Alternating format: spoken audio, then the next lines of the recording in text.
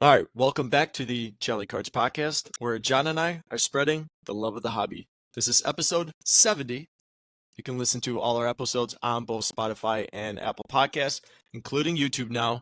And if you are enjoying these topics, please give us a rating and a follow on both Spotify and Apple. John, I want to start off by this because I've been waiting for us to record. Oh my gosh. I've been waiting for us to record because I want to, real quick, I want to piggyback off of last week's episode. We were talking in the group chat the other day, and I've been telling you guys, like, I talked about it a lot on the previous episode about, like, getting us more involved in, like, higher end sets. And I didn't, okay, I didn't mean like buying like boxes. That's not what I meant. I wasn't talking about like, let's buy into National Treasure boxes, let's buy into Flawless, Immaculate, like drop like 20K on a, that's not what I was saying. What I was simply saying is where you were talking about last week, where buy up some BGS slabs. Why can't we be buying NT cards of players that we think are going to have good value, some underrated players that we believe that can make money in the future. That's kind of what I was getting at. And you and Eric made me a little upset in the chat when we were talking about it because you guys brought up about how, like, basically what you're watching in these videos and what I'm watching in these videos is like a very small percentage of the hobby who can actually afford to buy into these cards. And both of you agreed that it's like the 1% of the hobby that can actually buy into these cards. And the moment I heard 1%, I just got very upset. Because when I think about like the 1% of the hobby, if you really think about the 1% of the hobby that can buy into like certain items and certain cards or memorabilia, I think about that as like the collectors and investors who are bidding on like golden auctions, who are buying a $24 million game used jersey of Babe Ruth, who are buying a $12 million Mickey Mantle card. To me, that is the 1%. I personally am, if you want to consider people in the 1% are buyers and collectors who can buy a couple $1,000 NT card in a BGS slab. And John, we made it, man. We made it in the hobby because we can do that. What I was telling you, like separately out of the chat, the money that we put into the hobby per year and the money that we spend on opening up cases, we do spend quite a bit of money. Like Yeah. we do invest a lot of money into this hobby. And okay, if we took that money and instead of putting it in cases, decided, hey, we were going to buy NT cards, we're going to buy flawless cards, we're going to buy immaculate, we can ease, we can, we. So I want to get your opinion on what I'm saying to you right now, because to me, to say only like 1% of the hobby can afford to actually like pay money for cards like this, I just think it's very inaccurate. Okay. So first of all, 1% of the hobby can afford to buy multiples of those cards. The See, videos, I disagree. Like right there, like I disagree. Only 1%, so only 1% of the hobby can buy multiple NT cards. maybe not 1%, but 10%, top 10%. How I many would people even do you say think? like maybe between like 25 and 50% of the hobby can can realistically buy a couple NT cards. Okay, when you say a couple, you want us to just buy like two to three. I mean, whatever you can simply afford, but what I'm saying is we can afford it. Like we can afford it. Like we can. We can afford to buy like one or two cards, even maybe push three or four. But what we were saying is that when you're watching all these YouTube videos and people are going to card shows flipping $5,000 cards, $10,000 cards, $50,000 cards, that's like, I mean, that's awesome. That's really cool to see. But I don't think we're at that level yet. And I don't think that a lot of people in the hobby are close to that level. But that's all we're trying to say. I I mean, told you yeah.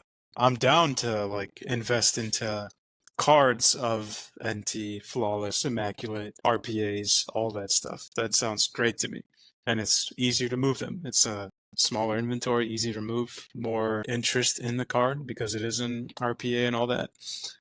But I'm just saying, like, if we would need, so yeah, I'm trying to think of like a good way to put it into an example. If we buy 5 cards, we need like 4 out of those 5 to succeed. And if we limit our budget to just 4 to 5 high-end cards, we need a majority of those cards to do well. Versus if we use that same budget to multiple lower end cards, like let's say we buy 25 to 40 cards, then we can kind of get away with less than 80% of those cards doing well. Like we can get away with half of those cards doing well. Do you understand what I'm saying? And I Yeah, think that yeah. I that understand. reflects Listen, most of the hobby. I understand what you're saying, but I disagreed with the percentage The that you guys 1%. used. That like 1% to me is like people who are paying millions of dollars for cards. Like that to me is 1%. 1% of the hobby is not somebody who's going out and buying a $2,000 card. Realistically, I can do that. I'm not going to do it, but I can. And that doesn't make me 1% of the hobby.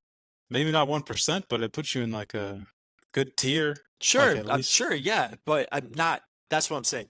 That's all that upset me. Like I was like, I'm just the like 1%. I'm 1%. like 1%. Like, what do you got? I'm like, what are you guys talking about? I'm not asking us to buy a Luca 101 logo man, Yeah. like, and spend $3 million on the card. I'm simply saying, like, why can't we look at a Franz Wagner, like BGS 9 of like a flawless out of 25? I was watching it. Of course you I would. was watching one, and it was listed on eBay for what was it, 575 or best offer. We could buy that card. We can make an offer on that. That doesn't make me a 1% of the hobby to buy a flawless out of 25 auto of his Right. in a Right. BGS 9. That you don't need to be in the 1%. You don't need to be 10% to purchase that card. Yeah, like you're dedicating a lot of risk to it, but to say like this is a realm of collectors that we're just not at right now, I just thought it was inaccurate. Okay. But yeah, 1% might be an exaggeration, but that's just like the videos that we normally see online of collectors and investors doing stuff like that is not accurate reflection of a majority of the hobby. Because what I'm seeing is a lot of like in a lot of these videos, that's what like a lot of collectors are really heavily investing in.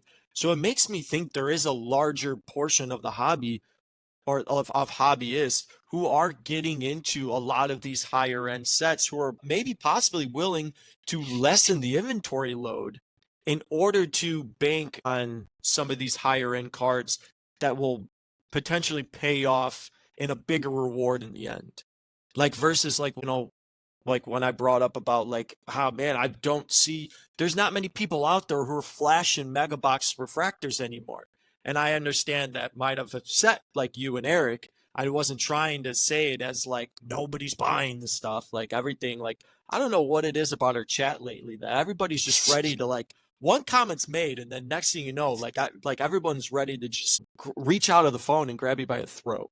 Yeah, man, Like everyone's just ready to scrap in the chat all the time. I don't know what's going on, not but I me. didn't. Yeah, come Unless on, it's MLB rules related. If it's come on. MLB rules and MLB related, I'm ready to scrap. But Yeah, if we're that's talking yeah. about the hobby, I'm ready to. I support Because all real dreams. yeah, well, because what I'm getting at is like like a lot. Yeah, it's fun to buy into some of these lower end cards like the mega boxes and stuff, but from what I'm seeing from a lot of videos, and it's not just one video, I'm not just watching one person like videos who are doing almost every hobbyist that posts videos online, it's all NT flawless. Like that's I mean, but they're not like not every single card is a $10,000 card. And too, a lot of them too are still buying raw, which I kind of thought I'm like, well, we kind of Respect. yeah, we've kind of gotten away from buying raw cards.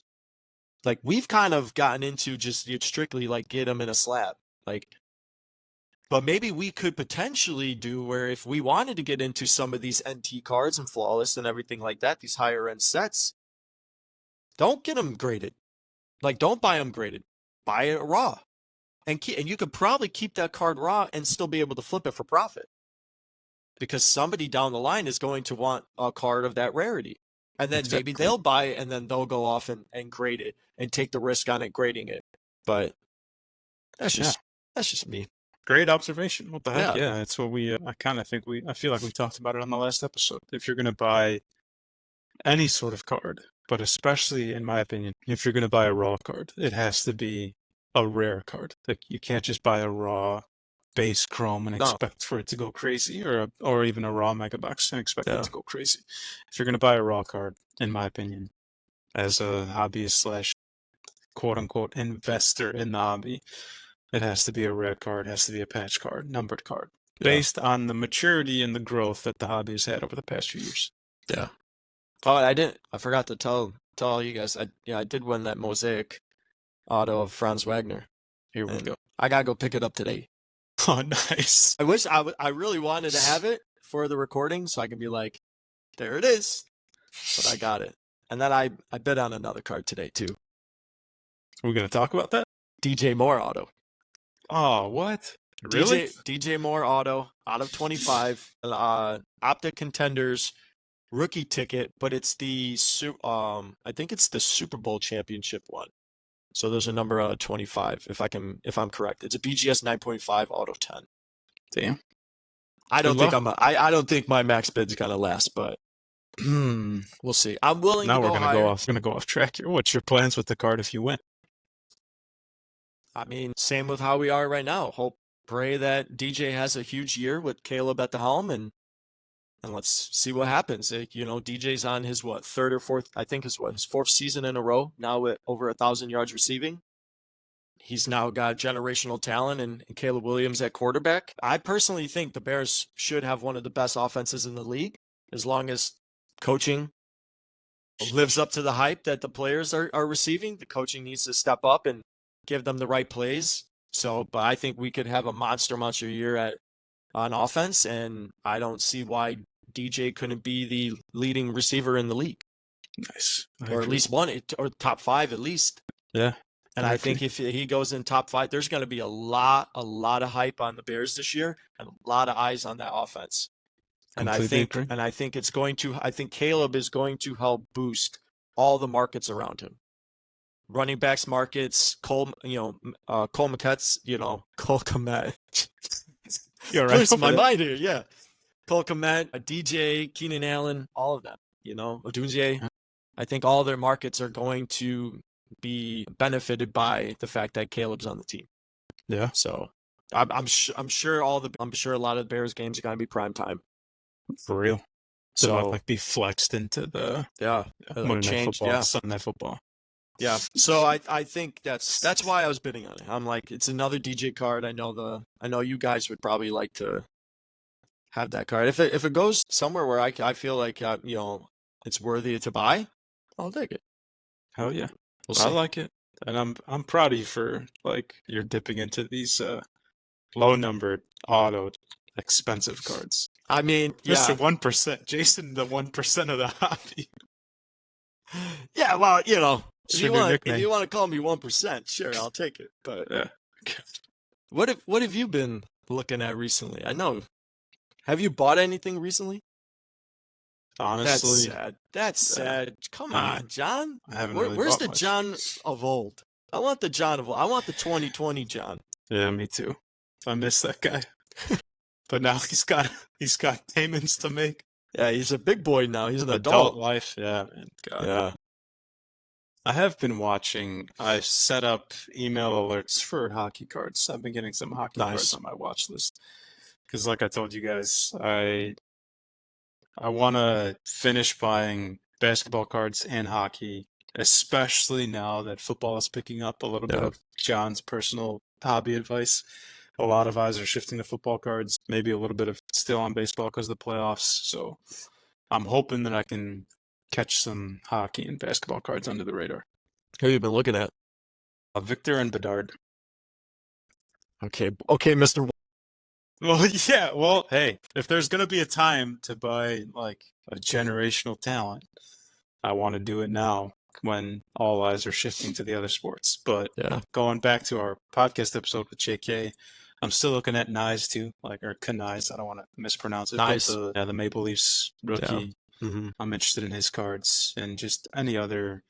I feel like who's Leo Carlson? Yeah. I was looking at his cards too because I feel like he I'm didn't get still the big on Zach Benson. Like, I still Benson think too. Benson's could have a good year. You know, of course, I know you were heavily trying to look for Brock Faber at the National, so All the Hughes Bros too, yeah. especially Hmm. Quinn, Jack, and Luke. I think my like sleeper pick for the hockey market is Luke Hughes. I think he's gonna have a good year. Hell yeah. But Hell anyway, yeah. that's what I've been looking at. I haven't purchased anything yet, but now that football's officially today's the first day of the regular Hmm. season, Yep. I think that I'm hoping that there's some people out there who are gonna list hockey and basketball cards, and I can snag some. I mean, that's a beautiful thing about the hobby is no matter what time of the year, you can buy cards. Hell No yeah, matter what time, because there's a lot of buyers or a lot of sellers out there who they don't treat it the same way that we do. You know, we like to kind of try to perfectly time our listings, but that's only because we don't have this vast inventory of cards. Well, the other day we went through a lot. yeah, We had a ton dude, of cards, man. we have too much cards. Yeah, but we try to perfectly time it to just kind of maximize our profits, or at least try to. You know, we try to maximize the amount of money that we can gain back by, perfectly timing for, when seasons start, things like that. But the beauty of the hobby is, some people just don't, doesn't matter to them like that, and they'll just sell. When they're ready to Exactly. sell the card, they're ready to sell the card, and it's, eBay, man. You can find a card whenever you want. Hell yeah, it's the It's best. great. Yeah. What about, have you looked at anything besides Mr. Wagner? Yeah, I mean, I've kind of just not like any player in particular. Franz has been the one player in particular that I've been heavily looking at. I've been big on Franz for, basically since he came into league in, what was it, 2021? Yep. So, and I actually got to see him play live, which was awesome. And that's Nice. actually the reason why I became such a big Franz Wagner fan. I went to a Bulls game, obviously, and they played the Magic, and this was before I knew who Franz was, and he played extremely well. And I'm like who is this guy? Like, I don't know anything about him. Let me go look him up. Realize I was like, oh man, he's a rookie. He's a rookie and he's playing this well. I'm looking up at his stats. I'm like, wow, like he gets a lot of game time. He gets a lot Love of that. playing time. He's a good shooter. He's always on the. So I was like, hey, let's look at some of his cards. And it took me until now, like 3 years later, to finally buy one. But now look, he got a huge major contract extension with the Magic. They're an upcoming team. They Yep. made the playoffs last year. Hopefully, we'll make the playoffs again. I'm hoping that Franz can be one of the top scorers in the league. I think he has all the capabilities in the world to do that. That's why. But it's because I got to see him live that one game, and I Hell just yeah. got hooked. I got hooked That's on his awesome. gameplay, man, and I was like, yeah, I'm all about Franz. I love that. And I Even love though that. he's from Michigan, so Yeah. even though he's from Michigan, I'm still. When you texted initially, I remember you saying that. Then he gets a lot of like playing time. I thought Yeah, that was a that's good. one of the first things that I told you when at like Yeah. 3 in the morning when we used to text before when we would wake up, and I'd be on ESPN app looking up stats, and I told you, yeah, he gets hella playing time. I love that. I think that's Yeah, a sneaky stat to look at for both hockey and basketball. I mean, yeah, you want players who are gonna be on the court, and if they can stay on the court, which means they're not getting injured, which means they're good enough to actually do play on the team and stay out there because they're gonna help their team win. Yeah. The longer you're out there, the more opportunities you get to shoot, Exactly. pass, Yeah. steal, Hmm. all that stuff, Yeah. rebounds. So yeah, nobody in particular other than Franz, but I honestly I just look at Probstein, I look at DC Sports, and I look at PC Sports cards, and I just flip through. I just Oh flip man, through and see what's available and and hey, if there's a good card that I think, will make some value, I'll take a look at it further. I'll do my research. Biggest thing and this is kind of getting into the main topic of conversation that I want to talk about. We keep using the word generational. And that is something that I want to talk about because I think that is like the number one word that a lot of hobbyists use when they start to look into a player.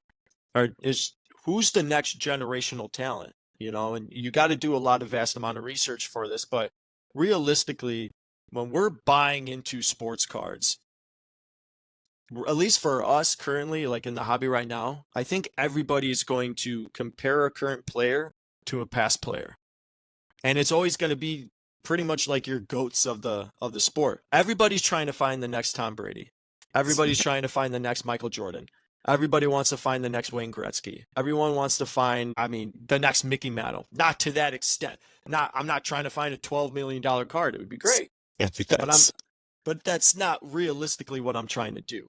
But I'm trying to find another caliber player that can meet the same level of investment opportunity that these players are getting. Because, well, like I was saying, I was watching a Teapot video the other day, and he was talking about players that just will never lose value in the hobby. And he talked about Brady, he talked about Jordan, he talked about LeBron James, Mickey Mantle, players like this who, no matter what, they're not going to lose value. Even their lower end cards, just inserts, whatever, are going to be worth money. Yeah. People are going to want to buy them. They're heavily, heavily collected because they're GOAT status. And now when you look at this current age of sports and you look at the current set of players and across all sports, you're looking at players like LeBron. You're looking at, possibly like Luka Doncic. You got Patrick Mahomes, Mike Trout, Connor McDavid, Shohei Ohtani.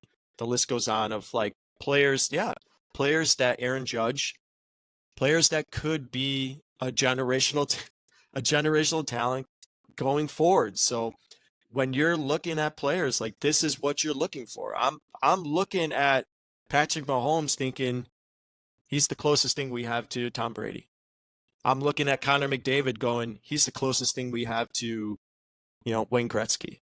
Currently playing. I mean, obviously, Ovi's on that back end of his career. He's pretty much on the outs.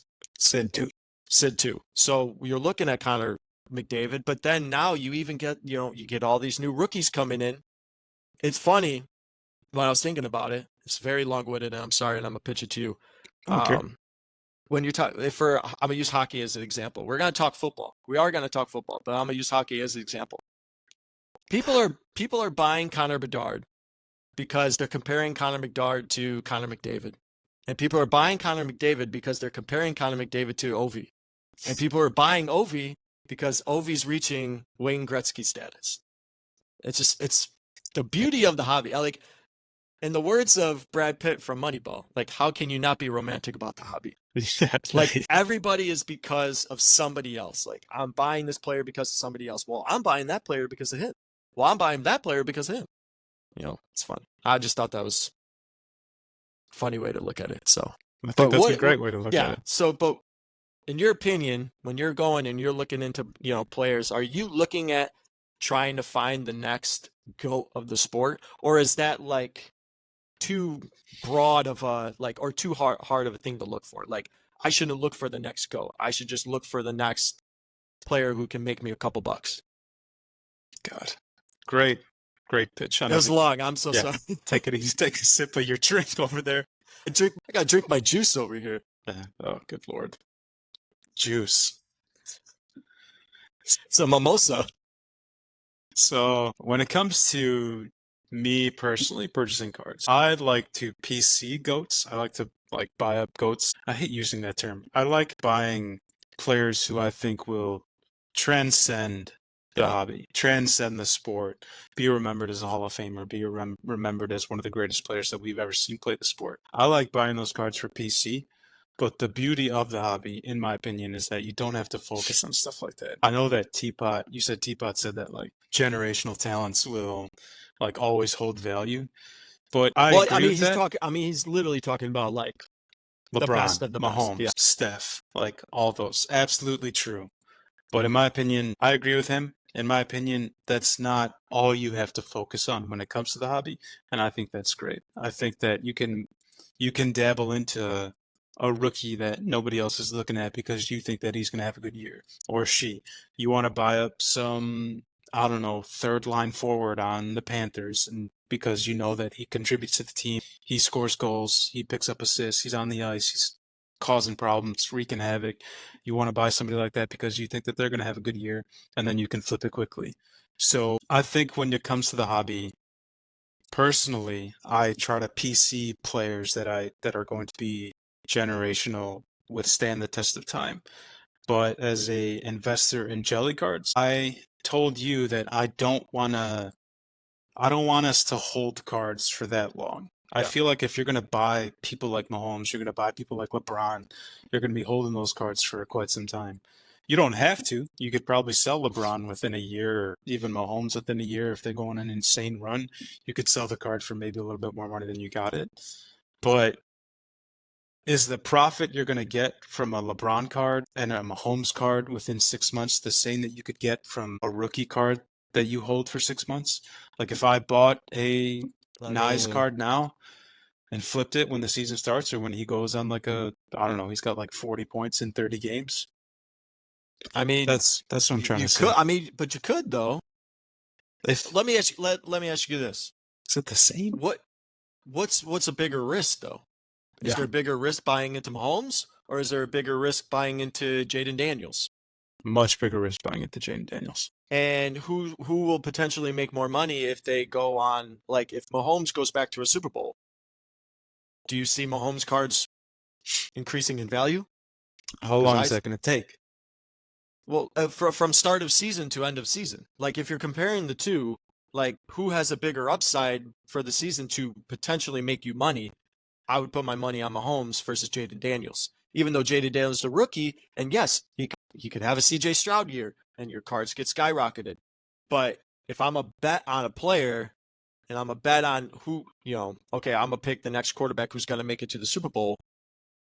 I'll put my money on Mahomes, and I will, in my opinion, I would believe that his cards going to another, if he's on the verge of winning another MVP or going to another Super Bowl, those cards will increase.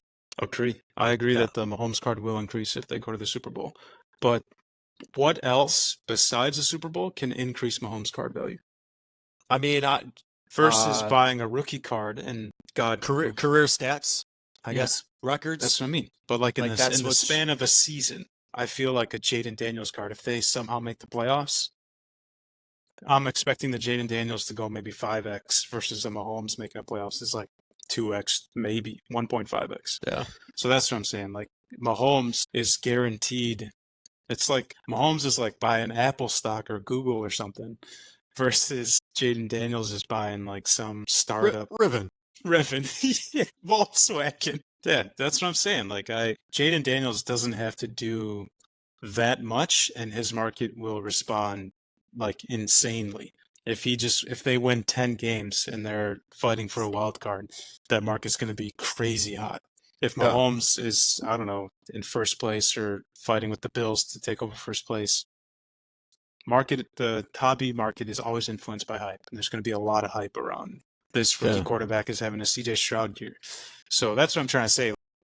The things that need to be done for a lower value card to make money quickly is like less than a already established superstar and what they need to do for their money to make that for their market to have that big of a jump. I don't know if what I'm saying makes sense, but I hope it does. No, it definitely does. But, in my opinion, I still think you could buy into. I don't look at Mahomes and LeBron. I actually kind of feel the complete opposite about those type of players. I feel like you can buy into LeBron cards right now, and you can buy into Mahomes, and you can buy into maybe, I was going to say McDavid, but maybe not McDavid, but at least like LeBron and Mahomes. I feel like you can buy their cards now and be able to flip them during season. Like I think that they have enough of that status to where, yeah, if as long as they're playing well, like if the Lakers are playing well and it looks like they're going to be a playoff team, LeBron's cards are going to go up. Like they are going to go up. People are going to want to buy his cards because now the talk is LeBron's going to go to another finals. Can LeBron make it to another finals? Can he win another finals? And it's the same thing. Whatever Mahomes does in the league currently now and for the future of his career, everything he accomplishes is going to go back to how close is he getting to Brady? And LeBron is how close is he getting to Michael? And that's the point, like, and that's what I'm saying about, like, trying to find these generational talents. And in my opinion, what a lot of hobbyists kind of look at now is we're always looking for the next, like right now, currently, who's the next Mahomes? Or is there any other player currently in the league that can reach that same level of like prestigiousness that he has currently? And that's my biggest thing. And that was what I really wanted to talk to you about is if are there other players currently in the NFL right now, and we can exclude the new rookies because of course, like I was telling you earlier, he's a cop out answer in my opinion because he's already considered a generational talent. They're already saying he's going to be a Hall of Famer. Yeah, he looks like Mahomes. So they are comparing him to Mahomes. Mhm. Already. Oh, his throws, they're like Mahomes throws. Things like that. So I think he's kind of like a too easy of an answer. But if, in your opinion, are there any other players? And it doesn't have to be a quarterback. Are there any other generational talent that you feel is currently in the league that might be getting overlooked, or people are considering them, but they're not reaching that same Mahomes level God. In the NFL. We're talking about the NFL. in the NFL? Yeah. Because this is ultimately then what like is going to basically be your drive, like at least in my opinion, be my driving factor for the season. To okay, I'm gonna focus on this player, and I feel if I can snag one of their cards, or if I already have their cards sitting waiting, like this is now going to be my driving factor. Can this player play at the same level that Mahomes does? Okay. Man, this is a very complicated question. So, I'm gonna go position by position, and I have to stay offense because unfortunately we don't really Yeah. talk much about Mhm. defense. Quarterback, okay. First of all, I really hate how expensive his cards are, but just based on, I don't know, my eye test, if you want to call it that, and the things that I've like noticed in sports for the majority of my life, I really love CJ. I'm a big CJ Stroud fan. I think he has the mental capacity and the physical capacity to be a great quarterback in the NFL. Yeah. Love the way he carries himself on and off the field, which makes me sound like one of those freaking sports nerds who, I don't know. But I love CJ. I love Josh Allen. And if I had to pick one person who I think is going to really make a run for Super Bowl titles, I'm picking Joe Burrow. I know. That's not a bet. He's already made one. I know. He's been kind of, And they were winning that one too. It was a yeah, real bummer. I really wanted him to take that. No offense to Matt Stafford and the Rams, yeah, me but too. I really wanted Joe Yeah. Burrow to get that one. I don't know. It's just a gut feeling, if I'm Yeah. being honest. It's a gut feeling that I think he has what I consider to be the most important thing in sports, the mental stability and the mental toughness The moxie. to get over hurdles that Yeah. get over the humps that are on the path to success. So Joe Burrow's my QB pick. I'm going to try to be quick. First of all, tight end, Kelsey for sure. Going to be remembered as the greatest tight end ever. Wide receiver, Justin Jefferson and Devontae Adams. Those are my top two. I know you like Tyreek Hill a lot. I like Tyreek too. But when it comes down to like who are your wide receivers' favorite wide receiver, I think Devontae is usually the number one pick. Devontae, Justin Jefferson. We've talked about many times how overlooked Mike Evans is. Mike Evans is a first ballot Hall of Famer, no doubt Hall of Famer. Absolutely. Who doesn't reach the same status as Justin Jefferson? Yeah. Justin Jefferson's market is far superior to Mike Evans, which is Yep, mind-blowing stuff. Yeah. Mike Evans is one of the greatest of all time, in my opinion. Yep. Running back, we never talk about them, but Christian McCaffrey for sure. And another gut feeling and gut pick is Derrick Henry. I really love Derrick Henry, and I love. It's on the Ravens.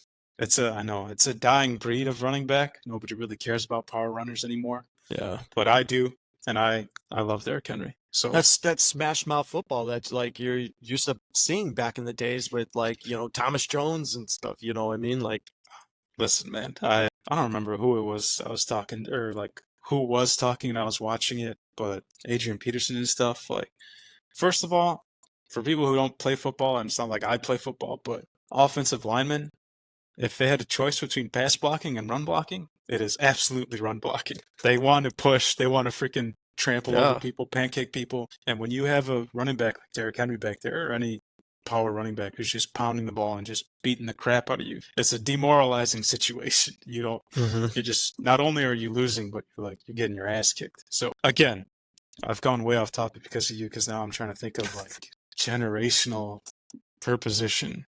But like if you just had to pick one, like if you had to pick one of those that you said, and just said, you know what, this is the player I'm gonna focus on. Like, this is the person that I want to spend my money on, and this is who I truly believe that throughout their career they are going to reach a status that is going to keep me with the, excuse me, I can't get rid of this cough, man. I can't get rid of it. Who's going to keep me making money, basically, or is going to keep my cards valuable over time? Like, I'm not looking at this player that they're going to lose value. Like, no one's looking at Mahomes going, I don't know. Yeah. Like, I'm not, you know what, this card might be too much, because no, even if it dropped a little bit, you know that there's potential that that card's going to go back up.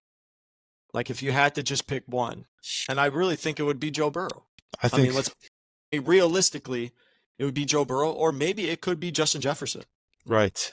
So it's really tough decision, especially in football, because football is a huge team sport. It's either, honestly, for me, it's either Joe Burrow or Josh Allen. I really feel like the Bills' entire system and team might be on a slightly higher level than Cincinnati. But, and God, I think Joe Burrow's mental game is like number 2 in the NFL behind Mahomes. Mm-hmm. For now, hopefully Caleb can be better than that. But yeah, it's either Joe Burrow or Josh Allen. If I had to really put my money on it and put my money where my mouth is, I'm going to go Burrow. And I hate saying it. I hope Josh Allen wins like 3 Super Bowls, because I love Josh Allen and I love the way he plays, how hard he plays.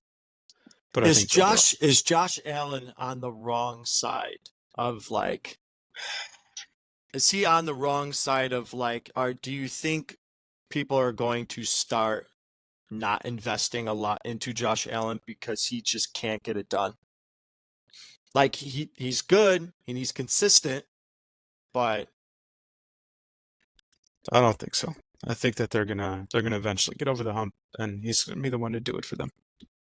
But enough of me talking. I want your answers to all of these questions. I want your opinion on who. Well, I picked one. I just picked one. Like, I picked one player that I think in the league that could be a potential, generational talent that might be getting overlooked, or not even overlooked, just, I don't know if underappreciated in the hobby, or whose market should be closer to Mahomes.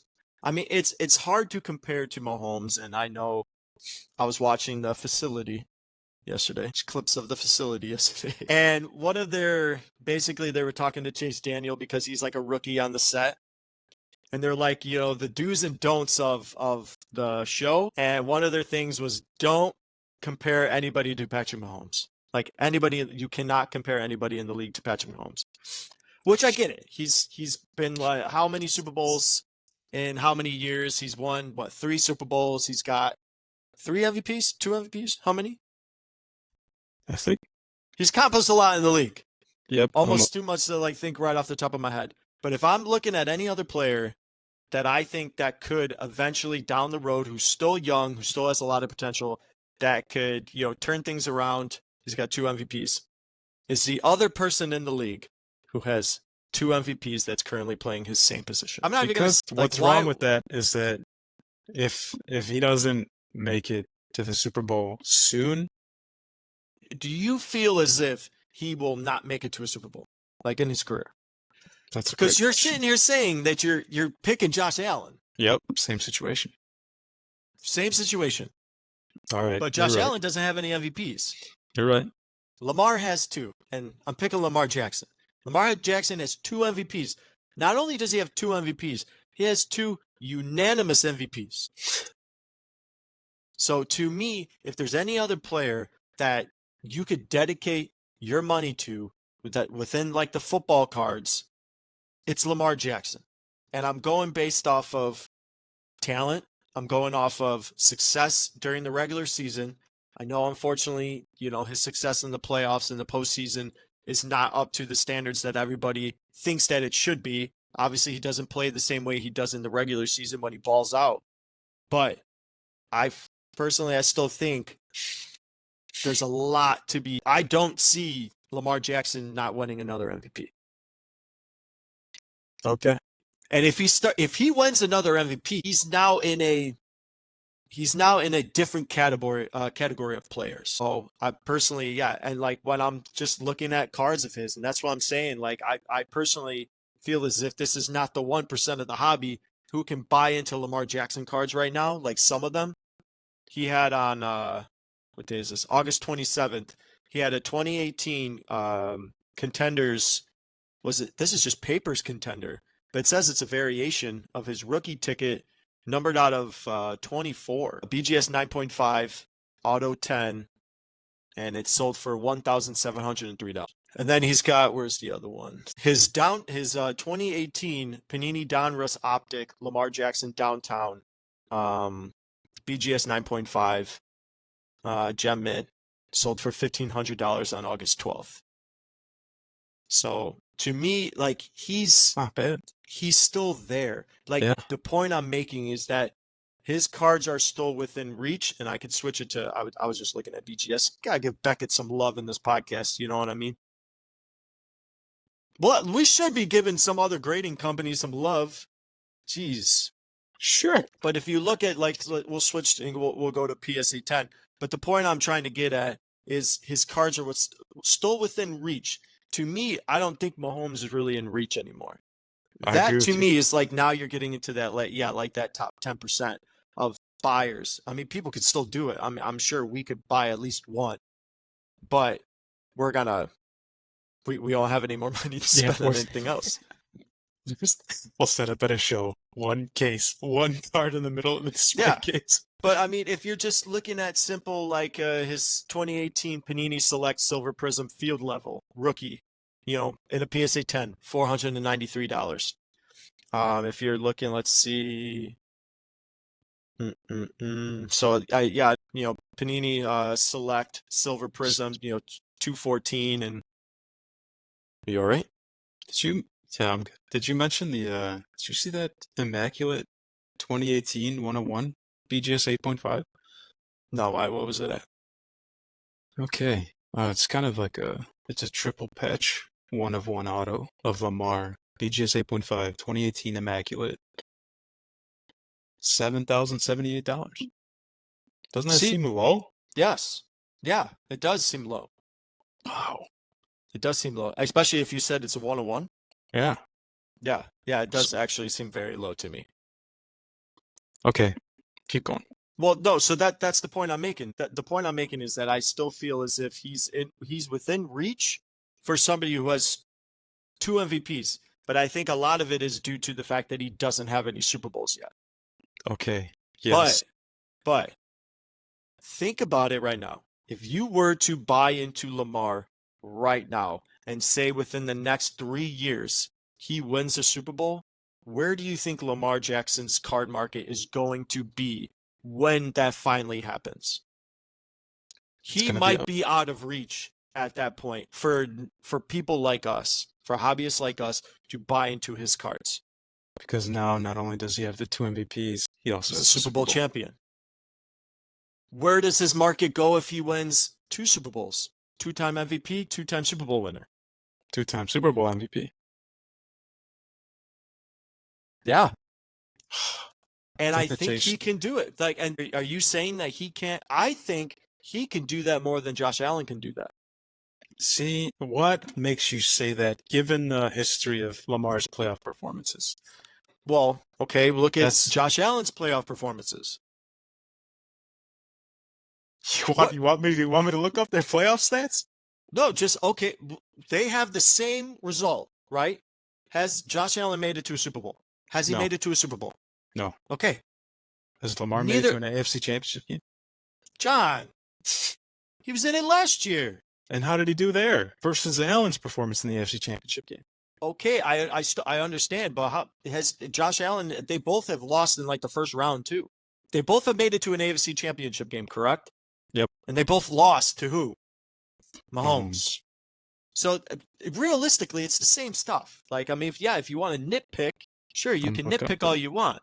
Playoff records. But when it comes down to it, they both have made it to the same point, and they've lost to the same person.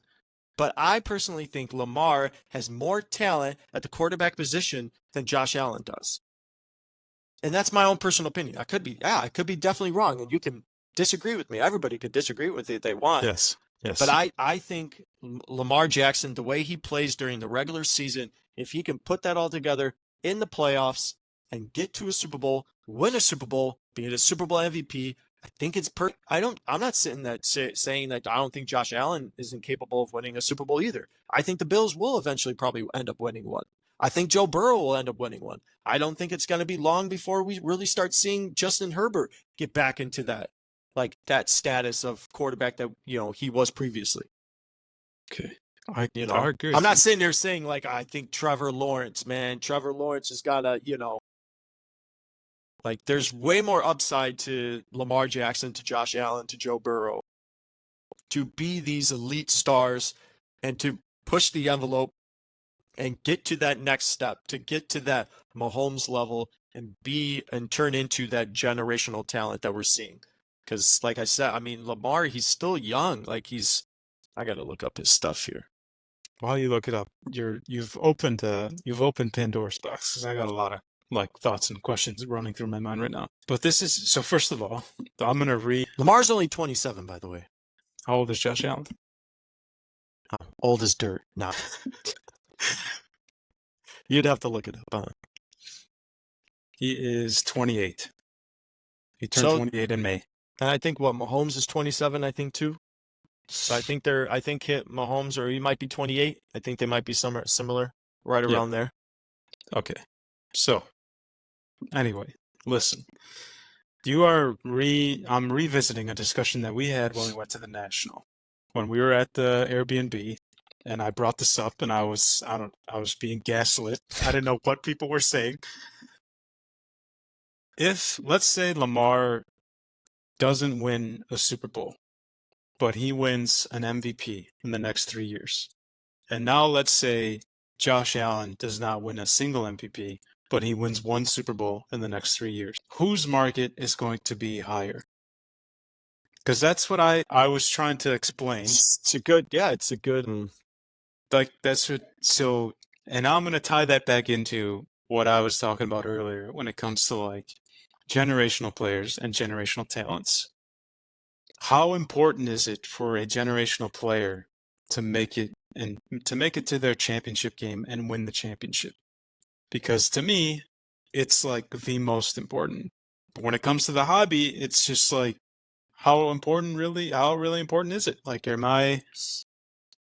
I got ripped apart for being I'd love to have Nick Foles' career instead of Dan Marino's career. Because to me, in sports, that's way more important than any sort of individual accolade. But obviously, that was a fun episode. Obviously, in the hobby, nobody cares about Nick Foles cards and Dan Marino cards. Or if you get a PSA 10 Dan Marino rookie card, you're looking at 4 or 5 figures. Yeah. So I think Lamar winning another MVP would be bigger than Josh Allen winning another. Maybe Josh Allen getting it might give him a short burst of a market increase around the Super Bowl time, maybe after the Super Bowl time next year going into the following season.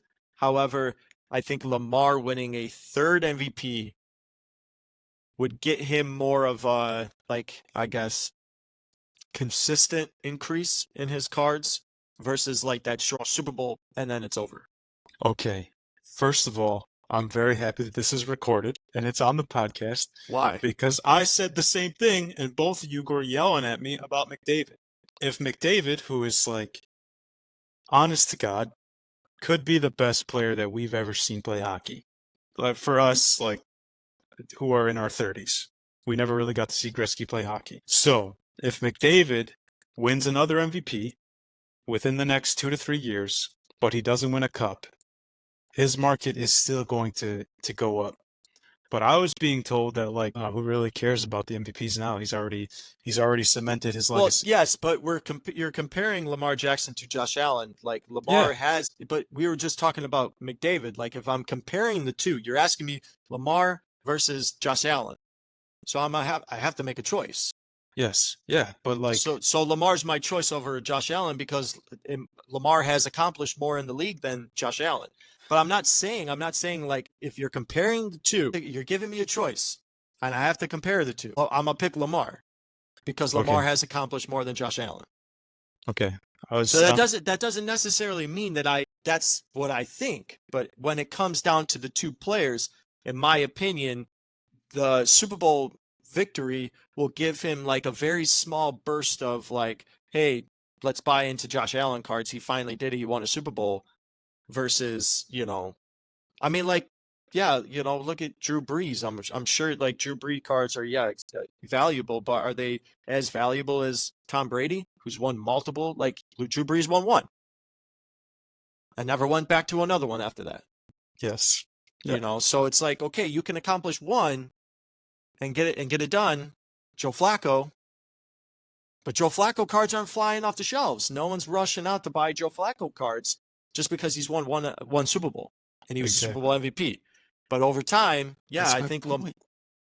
I mean, I get it, but like, okay, but you're talking, but like, if we're comparing the two, that's the only reason why I'm comparing the two. Like, I'm comparing the influence of most valuable player versus championship on the card market and also on player legacy. Card market, I said that I feel like people are more comfortable buying up players who win multiple most valuable player awards. Like I'm more comfortable buying up McDavid versus. Yeah, you know what? You honestly might be right because if look at Trout. Right. Yeah. So yeah, I'm more. Yeah, you could be. Yeah, you could definitely be right. That's what I'm saying. Like if Josh Allen wins a Super Bowl in the next 3 years but doesn't win an MVP, his market might get a little bit of a bump. But if Lamar wins a third MVP in the next 3 years, then you're looking at like a generational legacy cemented player in terms of the hobby. But when it comes to sports, it's different. And I think that's just like a cool little discussion that should be had in the hobby. Like if you ask either of them, would you want to win an MVP or Super Bowl in the next 3 years? Without hesitation, they're going to say Super Bowl. Yeah. They don't give a crap about the MVP award if they don't get a Super Bowl. But when it comes to the hobby, things are a little bit different. And that's what I think that I was trying to explain it about McDavid. Like you ask him, oh my God, he'd rather have like the lowest points in the NHL for the next 3 years and win a cup. Yeah. But anyway. I mean, it would be the same thing for Lamar. We would end up having the same conversation because I don't think Lamar is at that Connor McDavid level yet. Like, Connor is Mahomes of hockey. Yeah. Like that's where he's at. So in order for Connor to get that next bump, because he might start to plateau. It would probably be the same thing for Mahomes. If Mahomes wasn't also winning Super Bowls, would his market still be the same? Great question. Really great. Probably question. not. So I think for McDavid to get over that hump, yes, or to not plateau, he does need to add a Stanley Cup to it. However, Lamar, who's still kind of creeping up, he's had some down years. He's had some injuries, had down years, won another MVP. If he can continue to stay healthy, another MVP will boost his market. But after that, he might plateau. He might just stop. And people might just be like, okay, the MVPs are great. Yeah. Can you go to a Super Bowl? Can you win a Super Bowl? Because then that's going to put you over the edge. Yes. Yeah. Completely agree. And that's just all I'm trying to say. Like, I feel like that's a really great discussion to have in the hobby that somebody's out there is going to steal, but we're the first ones to talk about it. What is more valid? What influences a card market more, MVPs or championships? It's a very, very good question. Both of them have a influence, but which one has a bigger influence? Like, here's another question. Let's say both of them win a Super Bowl within the next 3 years, but no MVPs. Lamar's market, I feel like, will be higher because he already has 2 MVPs and now he's won a Super Bowl, and I'm assuming he's won a Super Bowl MVP. Versus Josh Allen has no most valuable player awards, but he does have a Super Bowl and a Super Bowl MVP. So, like, it's cool to think about all the success that you have in the regular season. Very important. But once you get to the playoffs and you're fighting for a championship, that's when, like, things change. A really good thing for a player to look at is Jared Goff. Yeah. Look at Goff. What would a Super Bowl do for Goff's market? Realistically, what would a Super Bowl do for Jared Goff's market? That's a great question. It would give him a bump. He'll get a bump. He would get a bump.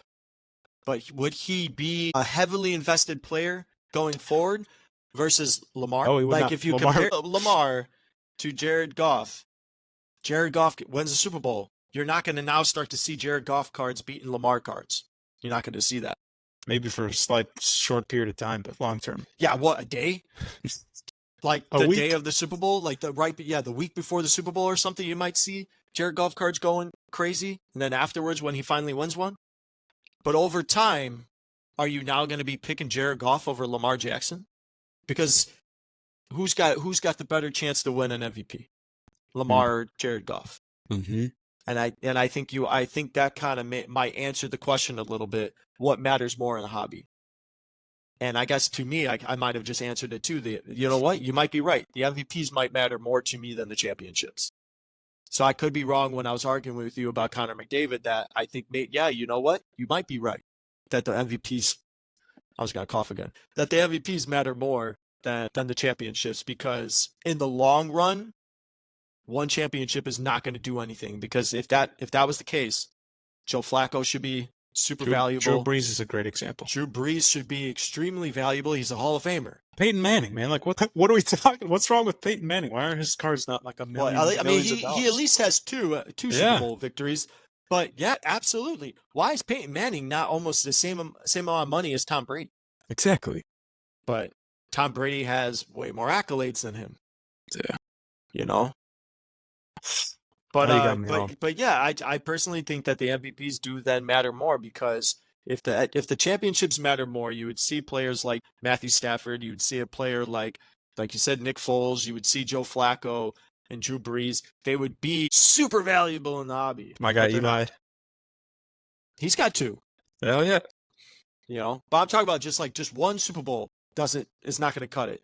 And for Josh Allen, one Super Bowl is not going to cut it for him. He's got to, if he can't win the MVPs, he's got to add up the Super Bowls, because eventually he's going to fall. A lot of these, hobbyists who are heavily investing into him, eventually he's going to fall to just be a plateau player in the hobby, and he's got to get surpassed. Yeah.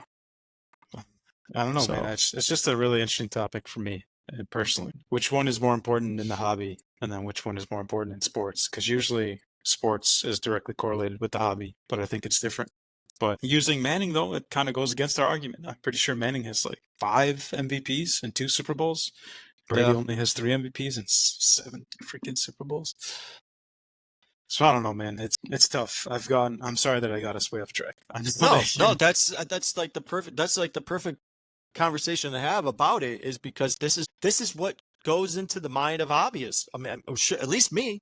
Me too. I know it goes through you, but this is what I go through when I look at players and I go, who to invest in next? Who's the next player that I should be looking at, or that JELI should be looking at? And this is what goes through my head. Like, I have to start comparing them to other players. I'm not just like, that guy. Yeah. Like, I'm not doing that. And some other hobbyists might do that. They might, and it might work out for them because they make quick bucks. Yes. Hey, I think this player is going to be well. Two great games. Market goes up by $100. Sell the card. Move on to the next. Might be a good thing. Yes. Absolutely. I don't look at it like that. I look at who's gonna win MVP, who's gonna win championships. Who's gonna have this fantastic season. I think this player is gonna have this amazing season down the road, or career, whatever. Like, that's what I look at. So I think that's great. I think that's it's the beauty of the hobby is both of those things get to exist. Like, you could buy a guy or a girl and they have an amazing, I don't know, stretch. Amazing. Why do you think run. a lot of people are buying up Caitlin Clark? Oh yeah. You want to talk about a future generational talent? She's gonna be in the conversation of a Mike Trout, of a Patrick Mahomes, she's going to hold value no matter Jordan. What. She is Jordan. She is the. Well, what I'm saying is right now, yeah. Like right now, like she is the equivalent of Patrick Mahomes in her sport. And she's a rookie. But she is never, I don't think, unless she just falls off the face of the earth, retires, and forgets how to play basketball, she's going to hold value for a very, very long time. You can buy any Caitlin Clark card, and it's going to be worth money. I agree with you, in my opinion. But I think that's a perfect place to end. So if you want to wrap it up, you can. Okay, I'll try. First of all, I thank you everybody for listening. Thank you, Jason, for doing this podcast episode. I feel like when we first talked about doing the episode, it was supposed to be, hey, pick some football players that we like. We want to look at their I had markets. more. I had more to talk about. And I had to. I'm I sorry. had to cut it. No, it's just no. It was a great topic of conversation. It might be. It was a good discussion. Yeah, And I'm not going to stop a great discussion to talk about Kyler Murray. you're welcome then.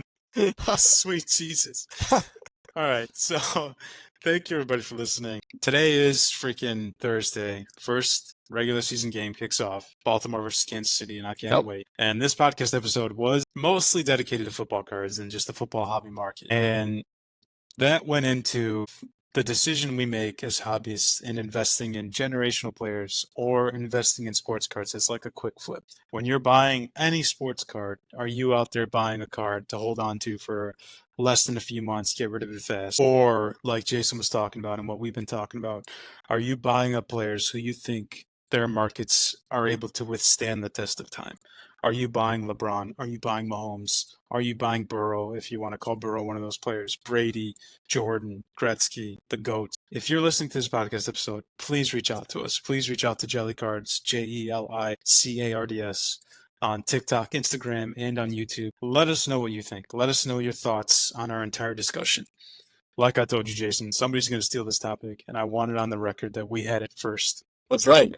Which influences a player's card market more?